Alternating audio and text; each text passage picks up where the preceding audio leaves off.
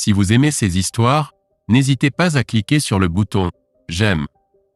Cela aide vraiment la chaîne. Dites-nous dans les commentaires si vous voulez entendre plus d'histoires comme celle-ci. Merci. Permets-moi de dévoiler la tapisserie de ma vie avec Claire, ma bien-aimée épouse.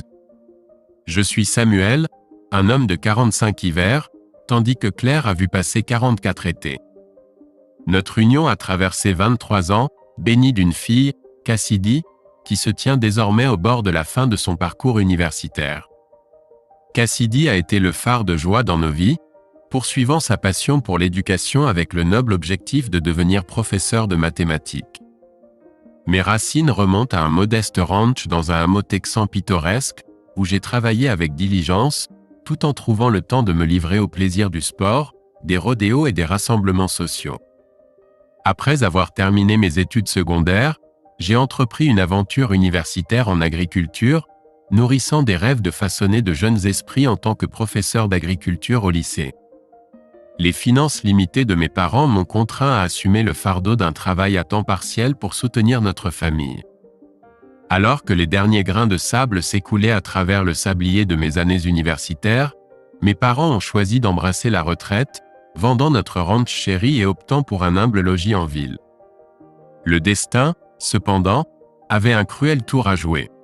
Lors de leur retour de ma cérémonie de remise des diplômes, tous deux ont été tragiquement emportés de ce monde dans un accident de la route. Étant leur seul enfant, j'ai hérité du produit de la vente, qui s'élevait à environ 390 000 $, une révélation surprenante puisqu'ils ne m'avaient jamais communiqué le montant exact. Les mois suivants ont été exceptionnellement difficiles alors que je pleurais la perte de mes parents, surtout étant donné la soudaineté de leur disparition. Cependant, j'ai persévéré à travers mon chagrin et en août, j'ai saisi l'opportunité d'enseigner les sciences agricoles dans un lycée juste à l'extérieur d'Austin. J'ai également décidé d'utiliser mon héritage pour acheter un modeste ranch de 25 acres en périphérie de la ville. Là, j'ai construit un chalet en bois moderne, une écurie et un manège pour les chevaux que je prévoyais d'acquérir, en plus d'investir dans quelques têtes de bétail. Bien que je ne cherchais pas activement un conjoint, j'étais ouvert à l'idée de trouver quelqu'un pour partager ma vie et mes rêves de fonder une famille. Environ un mois après la rentrée scolaire, j'ai rencontré Claire grâce à une mise en relation organisée par mon professeur mentor. Au début, j'étais hésitant, mais je me suis dit que ça valait le coup, compte tenu de ma situation. Lorsque Claire a ouvert la porte, j'ai été immédiatement frappé par sa beauté incroyable. Notre premier rendez-vous, qui comprenait dîner et boisson, s'est déroulé sans accroc et j'ai ressenti une forte connexion avec Claire. Alors que nous conversions sur son balcon plus tard dans la soirée, je ne pouvais m'empêcher de me demander pourquoi une femme aussi exceptionnelle était encore célibataire. Claire a fait écho à mes sentiments, complimentant mes qualités et exprimant son attirance. Rougissant, j'ai admis que je n'avais jamais ressenti cela pour quelqu'un auparavant et qu'il y avait quelque chose de vraiment spécial en elle. Eh bien, Samuel, merci. Je comprends. La plupart des hommes avec qui j'ai eu des rendez-vous étaient soit déconcertants, soit inappropriés. Je n'ai jamais rencontré quelqu'un avec qui je voulais sérieusement m'engager jusqu'à ce soir. Je me suis tourné vers elle et lorsque nos regards se sont croisés, nous nous sommes embrassés. Ce n'était pas un baiser français excessivement agressif et désordonné, mais un baiser doux et tendre. Nous sommes restés dans cette étreinte pendant plusieurs minutes. Puis j'ai pris la parole. « Regarde, Claire, j'aimerais te revoir. Nous n'avons pas besoin de nous précipiter, mais je suis intéressé à voir où cela nous mène. Je veux vraiment te comprendre avant que nous. Eh bien, tu sais, Samuel, tu es l'un des hommes les plus doux que j'ai jamais rencontrés. Tu étais un vrai gentleman. La plupart des gars essaieraient déjà de faire des avances, a-t-elle interrompu. J'ai ri et répondu. Je mentirais si je disais que cette pensée n'avait pas traversé mon esprit. Tu es incroyablement belle et séduisante. Cependant, je te tiens en haute estime. Malgré notre récente rencontre, je cherche à construire une relation significative, pas juste une rencontre éphémère. Elle s'est penchée pour un autre baiser avant de dire « moi aussi ». Samuel, tu es unique en ton genre, et j'ai hâte de mieux te connaître. Claire venait d'un milieu modeste où l'université n'était pas financièrement envisageable. Optant pour une formation professionnelle et des compétences en secrétariat administratif, elle avait été employée par une petite entreprise prospère à Austin depuis quelques années. Au cours des mois suivants, nous nous sommes rapprochés et sommes tombés amoureux. Environ 4 semaines après notre premier rendez-vous, nous avons partagé notre premier moment intime. C'était passionné et intense, se déroulant sur le siège avant de mon camion après un film. Nous avons à peine atteint le camion avant que nos désirs prennent le dessus. Les vitres se sont embuées, et le camion a bougé alors que nous vivions une euphorie simultanée. La ferveur de Claire était indéniable, remplissant la cabine de ses cris de plaisir. Nous sommes rentrés chez moi, passant la nuit enlacés l'un dans les bras de l'autre. Ce fut une nuit de connexion profonde et de passion, consolidant notre amour. En mars, elle a emménagé avec moi, et le 1er juin, nous nous sommes mariés. Un peu plus d'1 an plus tard, Cassidy est arrivée, et pendant les 23 années suivantes, nous avons profité d'une vie de famille heureuse. Bien que nous n'étions pas riches, nous étions heureux. Notre vie intime est restée vibrante, avec la passion de Claire ne faiblissant jamais, tout comme la mienne. Il faut admettre que, ces 5 ou 6 derniers mois, notre proximité s'était ralentie, mais l'étincelle semblait toujours présente, ou pas? Voici la situation 23 ans plus tard. Il y a environ 6 mois, Claire a décroché un nouveau poste en tant que secrétaire de direction du PDG et propriétaire de BRB Enterprises. Son employeur, Benjamin Brockman, possédait une entreprise de fabrication spécialisée dans l'électronique haut de gamme pour le gouvernement américain. Étant donné sa considérable richesse, j'ai supposé que son entreprise prospérait, d'autant plus qu'il en était le seul propriétaire. Claire semblait très apprécier sa nouvelle position et parlait souvent en bien de son patron, Ben. Au début, j'ai ressenti une pointe de jalousie jusqu'à ce que je le rencontre. À 58 ans, il était chauve et en surpoids, me faisant me sentir comme un mannequin à côté de lui. Lorsque j'ai interrogé Claire à ce sujet, elle a ri, me rassurant que personne ne pouvait m'arriver à la cheville, chérie. Elle exprimait fréquemment son appréciation pour nos moments intimes, ce qui a apaisé mes inquiétudes. Cependant, mon malaise a refait surface lorsque Claire a commencé à l'accompagner lors de voyages d'affaires de 2 ou 3 jours. Malgré mes questions, elle les a balayées comme des tâches de travail habituelles, insistant sur le fait qu'elle avait son propre logement et qu'ils étaient entièrement concentrés sur les affaires. Bien que toujours quelque peu inquiet, Claire ne m'a donné aucune raison de douter, alors j'ai évité toute discussion supplémentaire. Cela m'amène à ce vendredi crucial. Après être rentré de l'école, je me suis dirigé directement vers la grange, où j'étais depuis environ 1 heure quand Claire est arrivée. Alors qu'elle sortait de sa voiture et se dirigeait vers la maison, je l'ai appelée, exprimant mon impatience de la voir et lui proposant de préparer des steaks pour le dîner. Claire, de retour d'un autre voyage d'affaires de 3 jours avec son patron, a jeté un coup d'œil dans ma direction, mais a seulement acquiescé avant d'entrer dans la maison. À l'intérieur, j'ai pris une bière dans le frigo et lui ai demandé si elle préférait une bière ou un verre de vin. Elle a répondu qu'un verre de vin serait charmant, évitant toujours le contact visuel et fixant le sol. Sentant son malaise, je lui ai apporté un verre de vin et ai posé la bouteille à côté d'elle. Enfin, en me regardant, Claire semblait troublée. Après s'être échangé un baiser et une étreinte, j'ai demandé ce qui n'allait pas, remarquant sa détresse apparente. Claire a vidé son verre de vin d'un trait avant d'en verser plus, ses gestes trahissant son tourment intérieur. Je l'ai rassurée, l'encourageant à partager ce qui la préoccupait, lui assurant que cela ne pouvait pas être si grave. Elle a répondu, indiquant la gravité de la situation et me demandant d'écouter sans l'interrompre avant de continuer. Retenant mon souffle, j'attendais sa révélation, pas préparé à ce qui allait suivre. « Samuel, j'ai besoin que tu comprennes que je t'aime de tout mon cœur. Ce que je m'apprête à dire ne remet pas en question ton rôle d'époux, de partenaire, d'ami ou de père. Tu es l'homme le plus incroyable que j'ai jamais connu. » Alors qu'elle parlait, je sentais que cette conversation se dirigeait vers une révélation bouleversante. « Samuel, j'ai pris la décision de demander le divorce. Je vais partir immédiatement. Tes inquiétudes concernant Ben et moi sont légitimes. Nous avons eu une liaison ces 5 derniers mois. Il est profondément amoureux de moi et nous prévoyons de nous marier une fois notre divorce finalisé. Nous partagerons tout de manière équitable, mais tu garderas la maison, le ranch et toutes les possessions. Je ne prendrai que mes vêtements et effets personnels. Faisant une pause brève, elle laissa ses paroles faire leur effet. Vas-y, ai-je répondu, étonnamment calme malgré la colère bouillonnante et la profonde douleur en moi. Je demanderai le divorce, invoquant des différences irréconciliables. Faisons en sorte que ce processus soit aussi rapide, direct et indolore que possible, a-t-elle continué, me donnant l'occasion de répondre. Et j'ai répondu. Claire, aimes-tu Ben? Je le respecte et le trouve intrigant. Peut-être viendrai-je à l'aimer avec le temps. Claire, Ben te comble-t-il physiquement plus que moi? Est-il un meilleur amant? Étais-tu insatisfaite de notre proximité? Non, Samuel. Il ne m'arrive même pas à la cheville. Tu as toujours été un amant fantastique, et j'ai toujours été satisfaite de toi, rassura-t-elle. T'ai-je maltraité? Es-tu malheureux avec moi?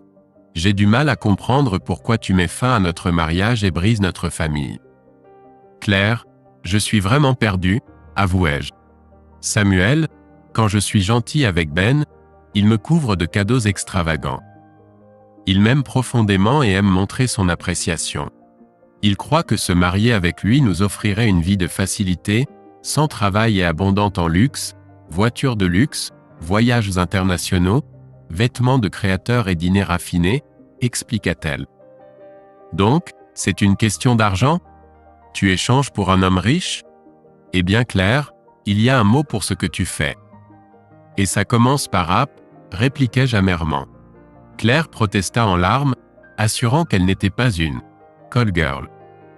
Elle exprima des regrets pour m'avoir causé de la peine, mais expliqua sa décision de poursuivre l'opportunité d'épouser un homme riche. Je répliquai, exprimant l'immense douleur que ces actions me causaient. Je fis part de ma déception, rappelant les 23 années de travail acharné et de dévouement que j'avais donné pour subvenir à ses besoins, offrant tout, de l'amour et l'affection à mon cœur et mon âme. M'excusant de ne pas avoir répondu à ses attentes en termes de revenus, je demandai un peu de temps seul. J'allais être dans l'étable pendant qu'elle faisait ses bagages, sentant les remords de Claire. Mais son attention semblait fixée sur sa nouvelle richesse. Alors que j'étais assis sur une botte de foin dans l'étable, je ressentis une vague d'émotions écrasantes. C'était différent, cette fois des larmes coulaient sur mon visage. Je pleurais rarement, mon père m'avait appris que les hommes ne pleurent pas. Pourtant, à ce moment-là, je me sentais dans un désespoir total. Qu'aurais-je pu faire différemment? Était-ce de ma faute?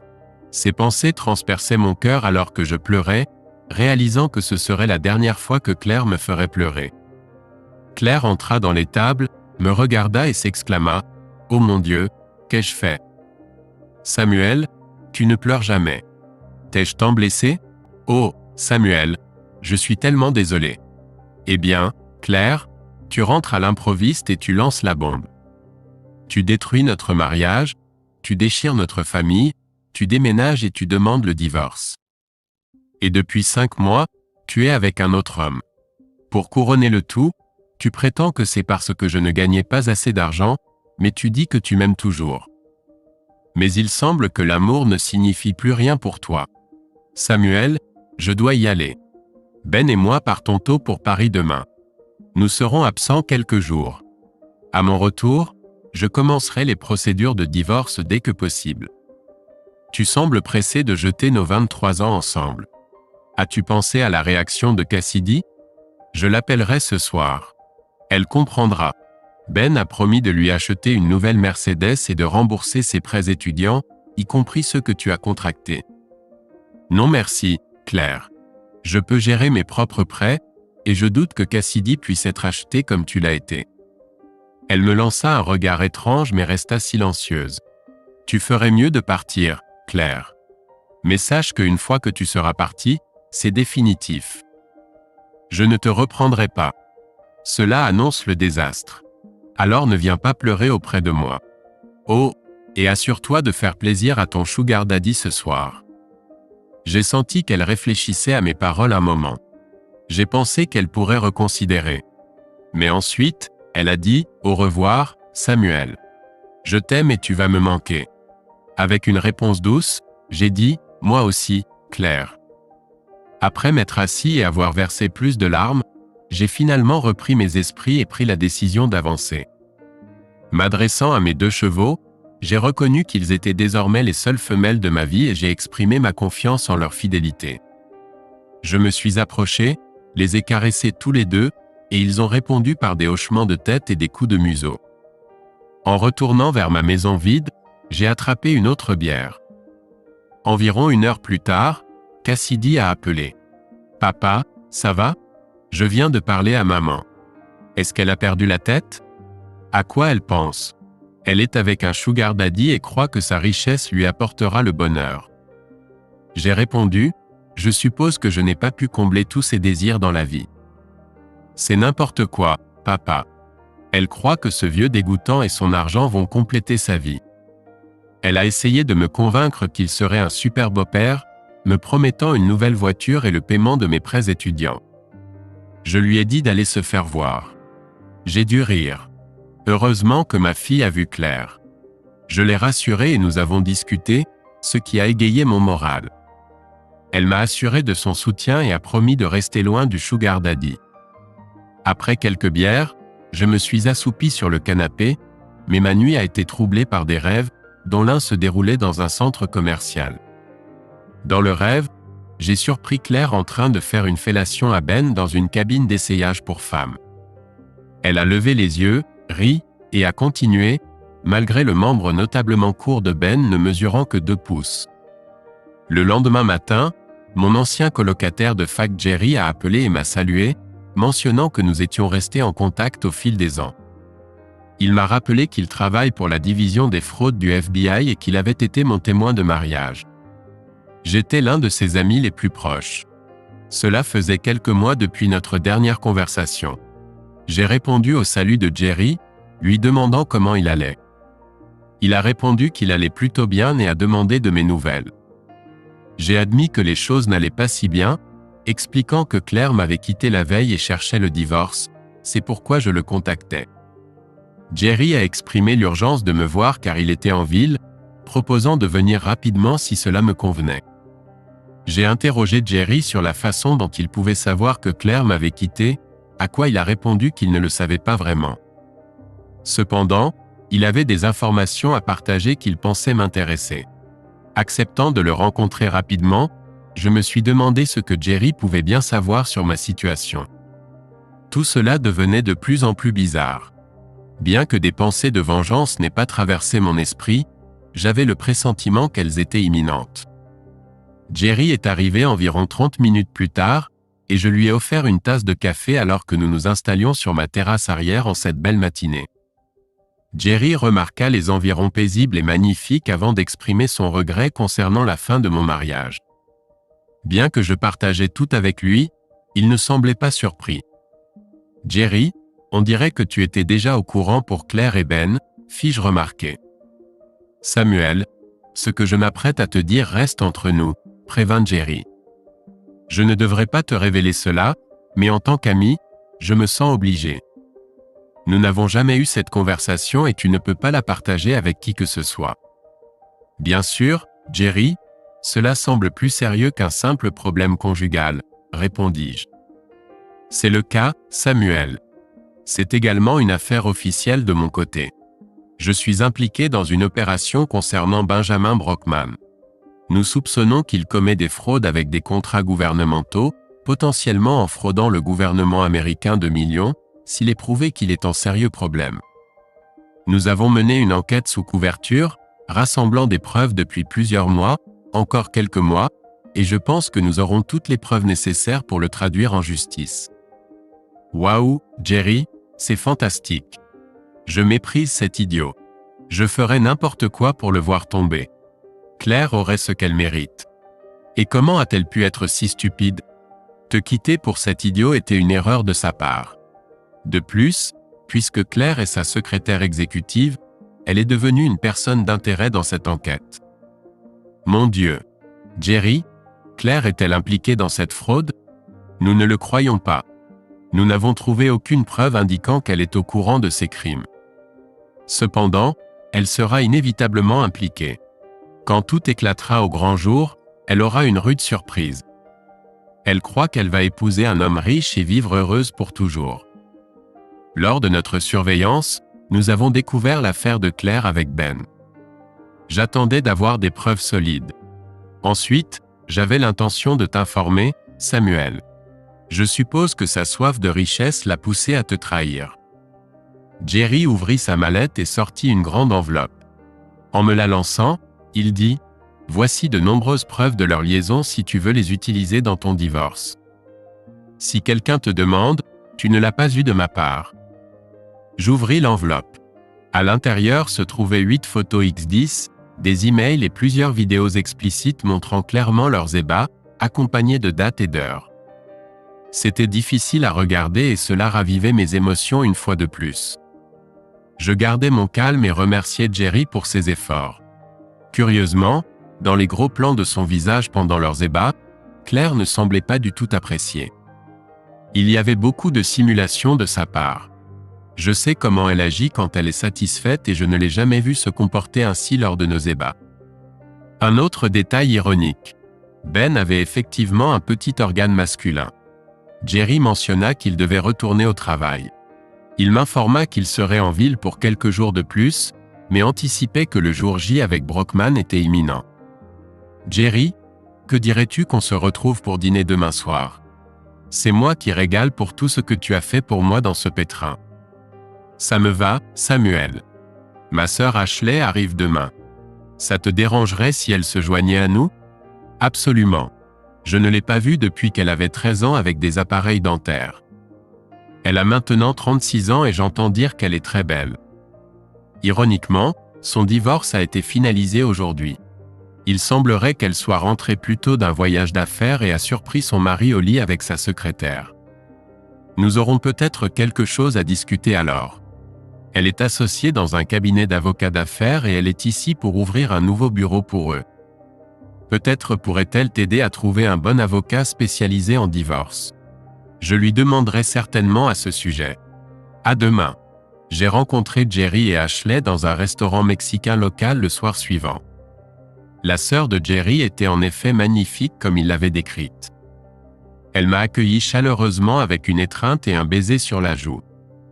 Je l'ai taquinée sur sa transformation depuis la petite fille de 13 ans avec des appareils dentaires et des couettes, à laquelle elle a ri et répondu qu'elle avait grandi et était devenue une femme.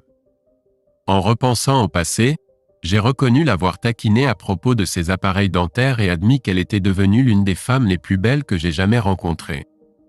Pendant le dîner, Ashley et moi avons discuté de ma situation car Jerry lui avait donné les détails. Nous avons convenu de garder cela confidentiel en raison de l'enquête en cours.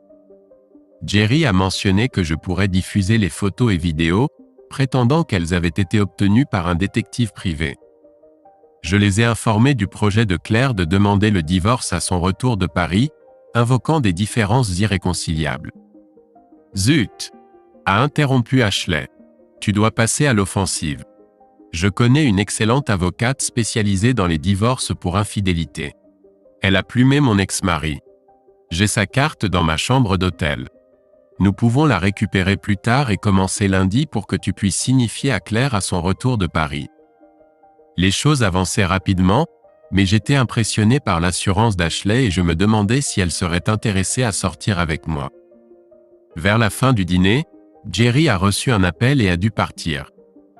Il a proposé de régler l'addition, mais j'ai insisté pour que ce soit pour moi. Ashley et moi avons terminé nos margaritas et nous nous sommes préparés à partir. Elle a suggéré d'aller danser car la nuit était encore jeune. J'ai accepté qu'il y avait un endroit à proximité. Nous avons passé les 2 heures suivantes à danser, à boire de la bière et à profiter pleinement de la compagnie de l'autre. Dire que nous nous entendions bien serait un euphémisme. Nous semblions incroyablement compatibles. Je me sentais détendu et comblé dans ses bras. Ensuite, nous sommes retournés au restaurant pour récupérer sa voiture. Elle m'a demandé de la suivre jusqu'à son hôtel pour qu'elle puisse me donner la carte de l'avocate.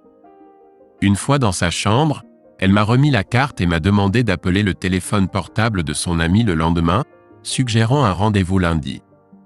Elle m'a assuré qu'elle informerait également son ami à l'avance, exprimant sa confiance que son amie serait accommodante car elles étaient proches. En exprimant ma gratitude, j'ai demandé comment je pourrais jamais la remercier. Elle a répondu en me serrant dans ses bras et en m'embrassant passionnément. Nous nous sommes tous les deux engagés dans le baiser puis nous nous sommes dirigés vers le lit, où nous avons continué à nous embrasser passionnément pendant quelques minutes jusqu'à ce que nous ayons tous les deux besoin de reprendre notre souffle. Pendant la pause, j'ai exprimé mon désir de l'embrasser depuis que je l'avais vue pour la première fois, à quoi elle a répondu en me complimentant sur mon apparence et ma beauté.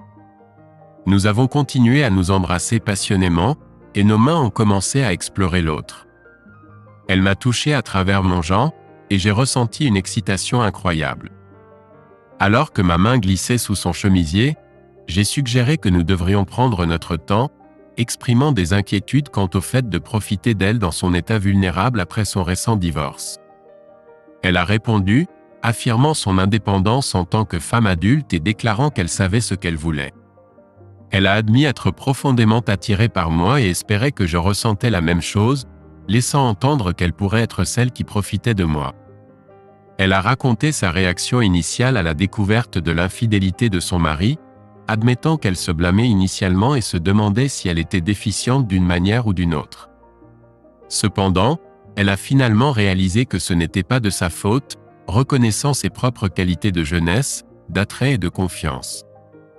Elle a exprimé l'espoir que je ne me blâme pas pour le départ de Claire, comme elle l'avait fait initialement dans sa propre situation. Elle a partagé ses pensées de la nuit précédente, où elle s'était demandé si elle était responsable de tout, se demandant si elle était un mauvais mari qui ne pouvait pas répondre à tous les besoins de sa femme. Cependant, après avoir passé du temps avec moi cette nuit-là, elle a conclu que ce n'était pas de sa faute. Il a mentionné qu'il avait été un bon père, mari et amant, fournissant tout ce qu'il pouvait. Ils se sont embrassés un peu plus, mais ont surtout câliné sur le lit, trouvant du réconfort dans la présence de l'autre. Le lendemain matin, ils se sont réveillés dans les bras l'un de l'autre.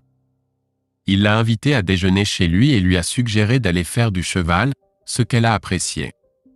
Plus tard, ils se sont retrouvés sur le canapé, où les choses se sont à nouveau réchauffées, mais cela est resté seulement une intense séance d'embrassade.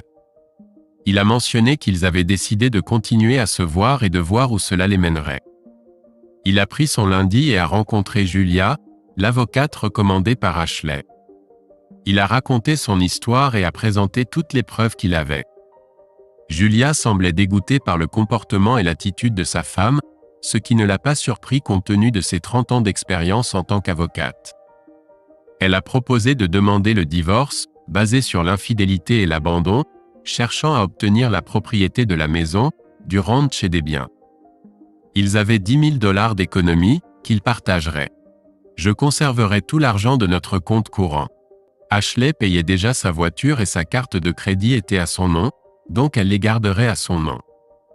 J'ai couvert sa voiture et son assurance santé. Elle m'a conseillé d'annuler les deux dès que possible. Toutes les cartes de crédit à nos deux noms seraient annulées. Julia a pratiquement couvert tous mes arrières. Elle a dit que nous n'utiliserions les photos et vidéos explicites que si nécessaire. Julia voulait savoir quand Claire rentrerait de Paris. Je lui ai dit que c'était censé être jeudi matin. J'ai donné à Julia l'adresse que Claire m'avait laissée au cas où il y aurait du courrier à transférer. Julia a dit qu'elle lui servirait jeudi matin. Elle n'aimera peut-être pas la partie sur l'infidélité, mais je pense qu'elle acceptera tout le reste.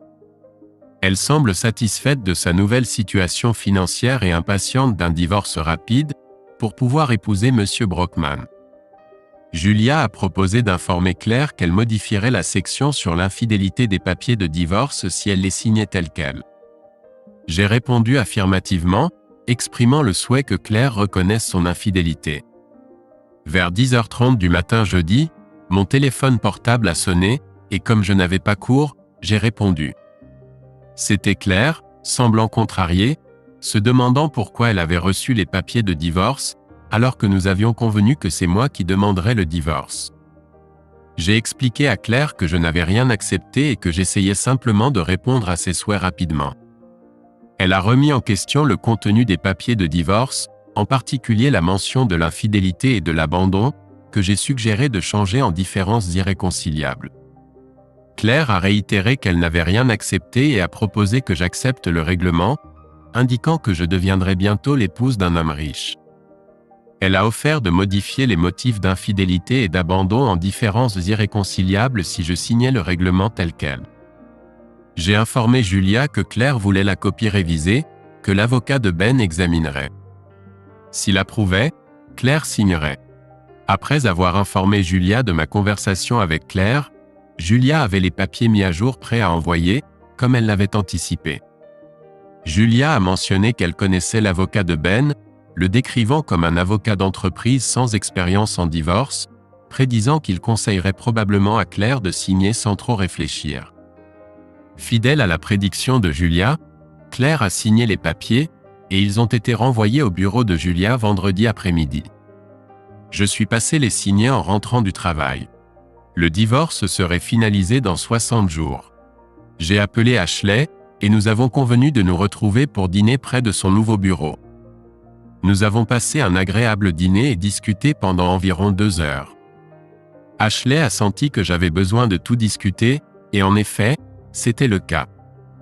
Nous avons décidé de nous abstenir de toute activité intime cette nuit-là et de les réserver pour le samedi soir à la place. Plus tard dans la soirée, Claire a appelé et s'est inquiétée pour mon bien-être. Elle m'a informé qu'elle n'avait plus le droit de m'adresser des mots affectueux. J'ai été ferme en affirmant que je survivrais malgré la douleur qu'elle m'avait causée, soulignant qu'elle m'avait profondément blessé. Cependant, j'ai également fait comprendre que cela n'avait plus d'importance car elle avait obtenu ce qu'elle voulait, et malheureusement, je n'étais plus ce qu'elle désirait. Claire a exprimé des remords, disant qu'elle n'avait pas voulu me blesser et qu'elle m'aimait toujours énormément. J'ai répondu avec dédain, lui informant que dans le règlement, j'annulerais son assurance voiture et santé, attendant jusqu'au vendredi prochain pour qu'elle organise une couverture. Elle m'a remercié et m'a assuré que Ben s'occuperait de tout. J'ai précisé que je n'étais pas inquiet, je lui faisais juste savoir. Alors que notre conversation touchait à sa fin, Claire a dit au revoir, exprimant l'espoir que je ne pense pas qu'elle est une personne terrible pour ses actions.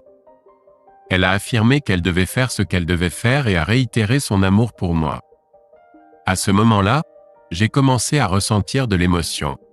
J'étais sûr que Claire pouvait sentir mes derniers mots, exprimant mon adieu et lui souhaitant une belle vie avec son nouvel homme. J'ai mis fin à l'appel avant qu'elle ne puisse dire quoi que ce soit d'autre. Il était temps d'entamer ma propre nouvelle vie, et j'avais l'intention qu'Ashley y joue un rôle important. Ashley est arrivée chez moi samedi soir à 18h. Elle était magnifique et séduisante. Laisse-moi te décrire.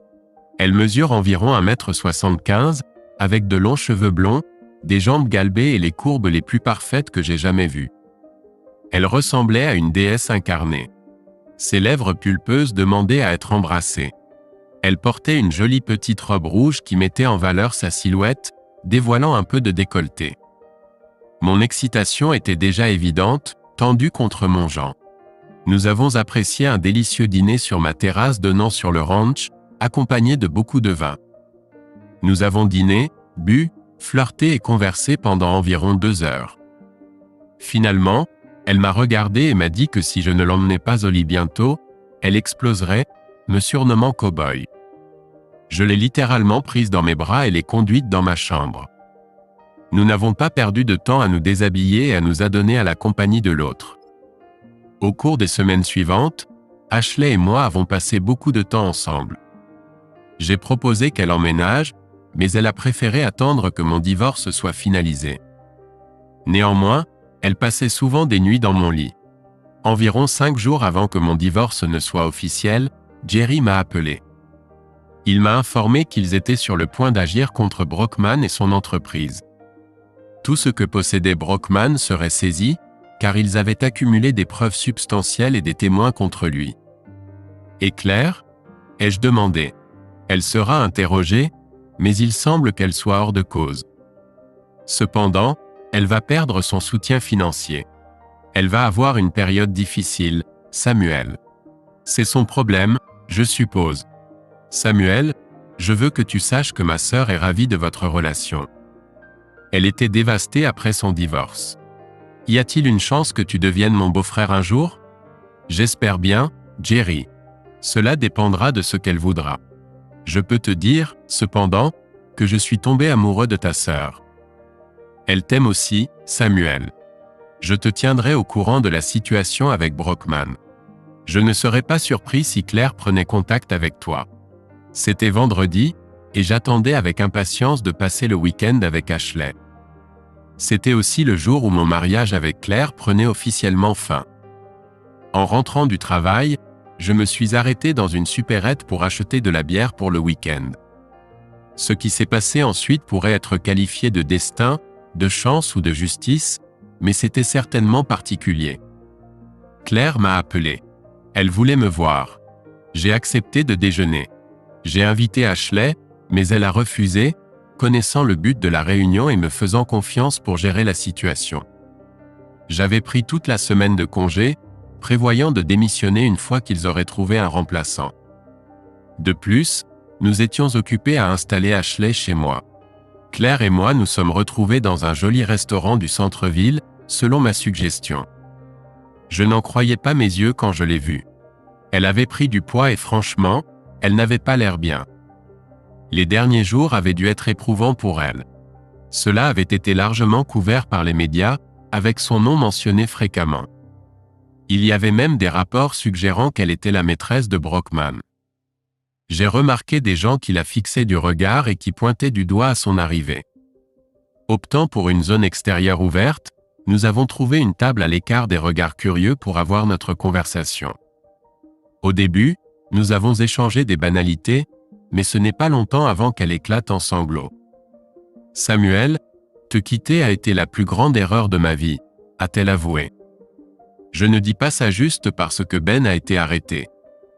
Je l'ai réalisé quelques semaines après avoir emménagé avec lui. Au début, ça semblait excitant, mais l'attrait de l'argent a rapidement disparu. J'étais malheureuse et je me sentais mal à chaque fois que je devais être intime avec lui. Je ne m'attendais pas à ça, a continué Claire. Je pensais que l'argent était tout ce qui comptait quand je t'ai quitté. Je suis aussi submergée par la culpabilité pour ce que j'ai fait à toi et à Cassidy. Cassidy me parle à peine maintenant. Tu ne méritais pas ça, Samuel. Tu étais un bon mari et pourvoyeur. J'avais tout ce dont j'avais besoin. Je ne le voyais juste pas. Merci Claire.